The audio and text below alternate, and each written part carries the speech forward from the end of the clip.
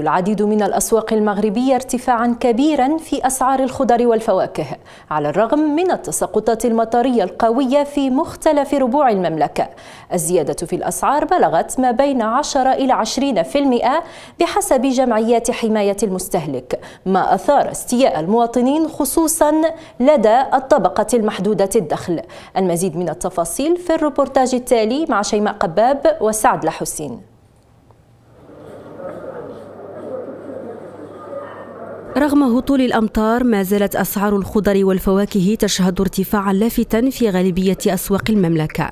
الزيادة بلغت ما بين 10 إلى 20%، ما جعل المواطنين يطرحون العديد من الأسئلة حول ما إذا كان هذا الارتفاع سيستمر لأيام أخرى، خصوصا وأن الأمر يضر جيوب المواطن البسيط بشكل كبير. وخا صبات الشتاء، وخا ما نكذبش عليك بقى الأسعار مرتفعة.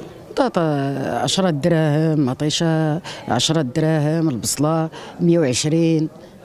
راه ماشي في كاع الناس المتناول يقدروا يديروا يشريوا. حتى شي مواطن ما غادي يبغي الثمن هذا. حنا بغينا الخير للفلاح وبغينا الناس اللي تيبيعوا يشريوا تا هما موراه، تا هما بغيناهم تا هما الخير، بغيناهم الربح، ولكن المواطن خصو ياخذ واحد الثمن مناسب بالنسبه لهذا الخير اللي طاح. تبارك الله الخير اللي عطاه الله سبحانه وتعالى في هذه السنه، الحمد لله خص تكون الاسعار تكون طايحه في الثمن.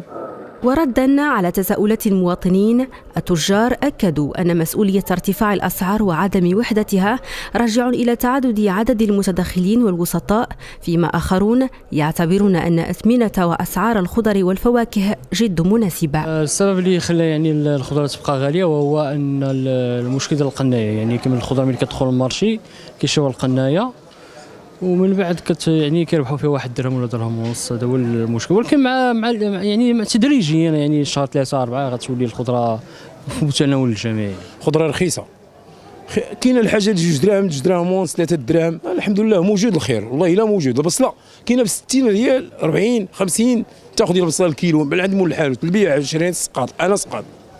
الجمله راه كاينه ب 26 ريال، البصله الاخرى كاينه ديك كارمه راه بدات كتسالي لان عاديه ب 80 ريال كتعمل 100 ريال.